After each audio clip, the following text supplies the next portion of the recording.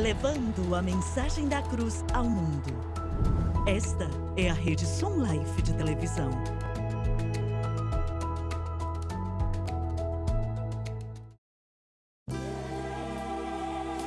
Bem-vindo a um estudo na palavra, uma série de estudos bíblicos focalizados na cruz de Cristo.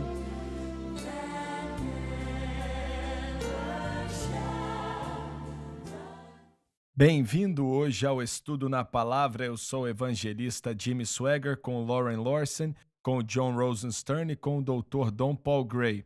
Você mencionou algo, Dr. Gray, antes de entrarmos no ar, que o Lauren mencionou há um programa atrás, algo dessa maneira, que você queria que ele falasse mais sobre isso. Você conseguiu entender? Sim, estávamos falando sobre disciplinar alguém que caiu na sua igreja, ou um ministro, se existe esse negócio de disciplina na igreja. E com certeza existe, mas a disciplina na igreja que nós vemos em Mateus 18, eu acho, no Novo Testamento, é que a pessoa que fez algo errado deve ser levada a um ponto que ela diz: sim, estou errado.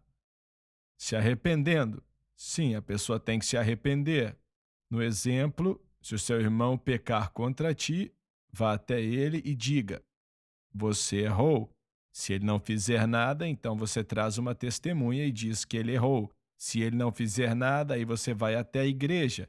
E usamos esse versículo de maneira errada o tempo inteiro, mas tem a ver com disciplina da igreja, onde 2 ou mais estão reunidos em meu nome. E, na realidade, o que estamos tentando fazer é trazer a pessoa que agiu de maneira errada para refletir e reconhecer que o que ela fez está errado. Isso é disciplina na igreja. E o próximo passo, então, seria o processo de restauração, ensinando eles a vencer a tentação que os fez cair. Isso é dizer para eles por que eles caíram. Exatamente. Existem maneiras quando Deus trabalha na vida de uma pessoa ou usa a igreja para fazê-los reconhecer o que é errado e deixar. Tá bom, mas o problema aqui é o seguinte: 99% da igreja, hoje em dia, não sabe dizer para a pessoa por que ela falhou, não sabem nada da cruz, nada da natureza pecaminosa. Eles não entendem sobre isso. Eu concordo. E a ideia de disciplina não é vamos bater neles, mas sim vamos trazê-los ao arrependimento e usar o processo correto de restauração. Na igreja hoje em dia, não é só vamos fazê-lo arrepender, mas vamos matá-lo e enterrá-lo. E é o que vemos hoje em dia. Vamos tirar isso de nossa mente, de nossos corações, tirá-lo daqui. E vemos o mesmo problema em 1 Coríntios 5, com o homem que tinha tomado a esposa de seu pai. Era um incesto. A igreja foi até ele e ele se negou a arrepender. Então Paulo diz que vamos nos separar dele e mostrar para ele que é assim que Deus se sente em relação ao que ele está fazendo, porque somos o corpo de Cristo, mas porque ele não queria se arrepender. E a disciplina então é: não vamos ter comunhão com você. E chega uma hora que algo faz com que ele arrependa, e em 2 Coríntios capítulo 2, vemos ele restaurado pelo corpo de Cristo, se é que é a mesma pessoa. Eu creio que era.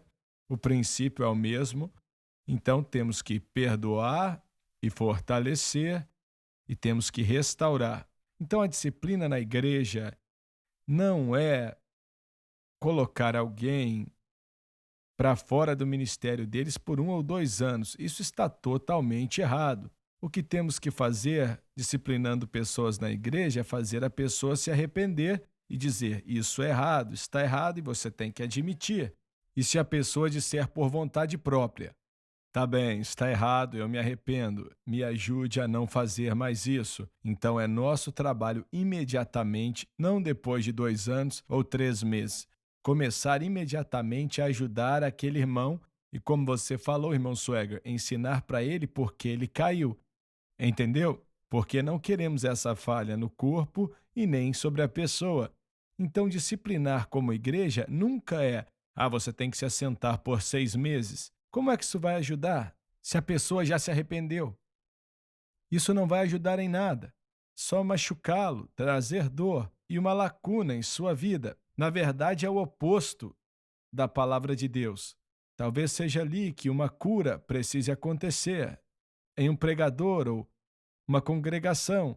E é isso que o Espírito Santo pode fazer em um instante, coisa rápida. A disciplina da igreja é interpretada de maneira tão errônea hoje. Não é temos autoridade, você faz o que eu mando, então você vai estar bem. Não é isso. Disciplina na igreja deve trazer o indivíduo ao arrependimento e o corpo de Cristo deve trazer o cristão que se arrepende ao entendimento de como viver para Deus e manter aquela pessoa no corpo. Se são um dom para o corpo, um dos 5 ministérios, não podemos evitar que eles operem em seus dons.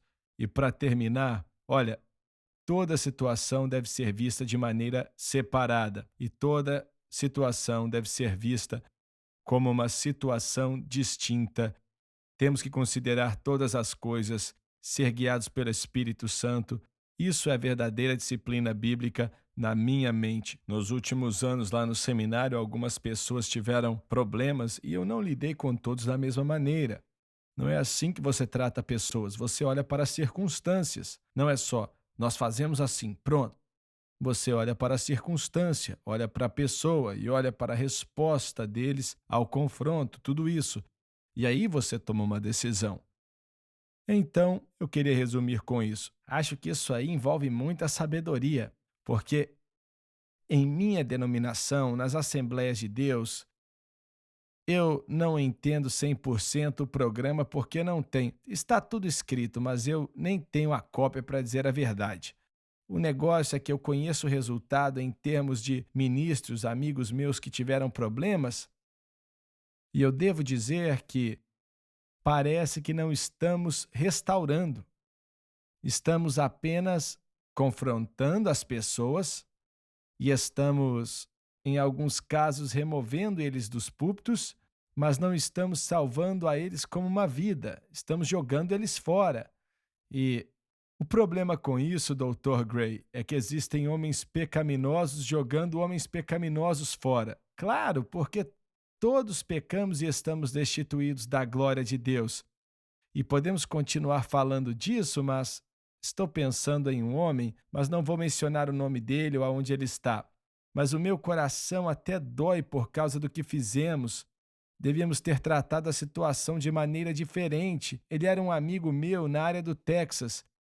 Mas olha, se fizéssemos aquilo que você mencionou, irmão Lauren, acho que você explicou, talvez você já até fez isso, mas você tem que escrever isso e publicar num livro. Olha, está bem aqui.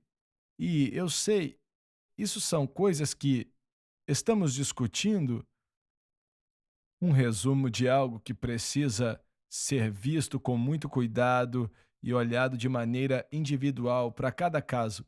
Devemos pensar em salvar as pessoas.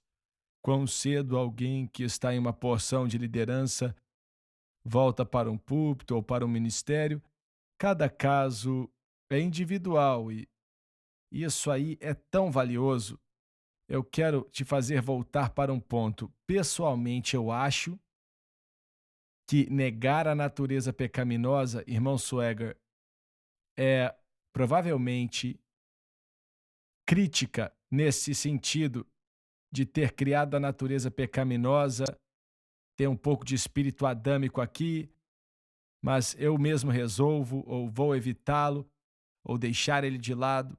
Acho que isso tem sido uma prática comum entre mim e meus colegas. E se você nega algo que é muito real, tipo um pecado que é real, então ele acaba controlando a sua vida porque você não permite que ele seja tratado na cruz para dar sequência em sua vida. Então acredito que o que estou escutando vocês ensinando sobre a mensagem da cruz, estou aplicando em minha vida e faz a diferença. Amém. Estávamos falando do fluir de Romanos 6 e a natureza pecaminosa, quando você estuda os eruditos que explicam aquilo. Eu, nas últimas semanas, tenho lido outra vez, nos preparando para a série no Centro Familiar de Adoração, e descobri que os eruditos Quase que todos. Os dicionários teológicos do Novo Testamento têm um artigo gigante sobre a amartia, que é a natureza pecaminosa, e dividem aquilo, mas não negam que a intenção de Paulo ali era falar da natureza pecaminosa. O Leon Morris e outros do comentário bíblico Palavra, alguns que são referência hoje para eruditos, e todos eles dizem que isso é hamartia e que Paulo, como teólogo, foi o primeiro a usar dessa maneira. Então, aqui nós vemos, vez após vez, após vez, após vez, a ideia de que aqui é hamartia, isso é um pronome singular e não são atitudes pecaminosas. Aqui estamos falando, Paulo fala da natureza pecaminosa, mas não existe alguém que desenvolve esse pensamento, pelo menos só o Kenneth Wuest até aqui.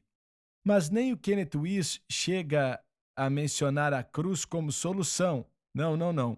Não estamos nem falando da cruz nessa avaliação de como a natureza pecaminosa opera. E o que ela faz depois que somos salvos ou não, eu discordo. Mas o ponto é que este tópico de Romanos capítulo 6 é hamartia, é a natureza pecaminosa. Se você passar por Romanos 6 e ler como nós que estamos mortos para a natureza pecaminosa, continuar nela. Vamos continuar na natureza pecaminosa? Existe uma grande diferença, gigantesca, entre continuar na natureza pecaminosa e em atitudes pecaminosas. Não querem dizer a mesma coisa. É um tópico totalmente diferente. E quando não entendemos o tópico no corpo de Cristo, que este ministério tem tentado trazer para nós desesperadamente, atitudes pecaminosas serão resultado. Mas o tópico de Romanos 6 é a natureza pecaminosa, como viver livre da influência da natureza pecaminosa. Porque a natureza pecaminosa aqui distorce a carne, distorce a criação de Deus, e é isso que precisamos saber. Vamos para o intervalo, voltamos já e não perca um só instante, porque vai ser muito interessante, tá bem?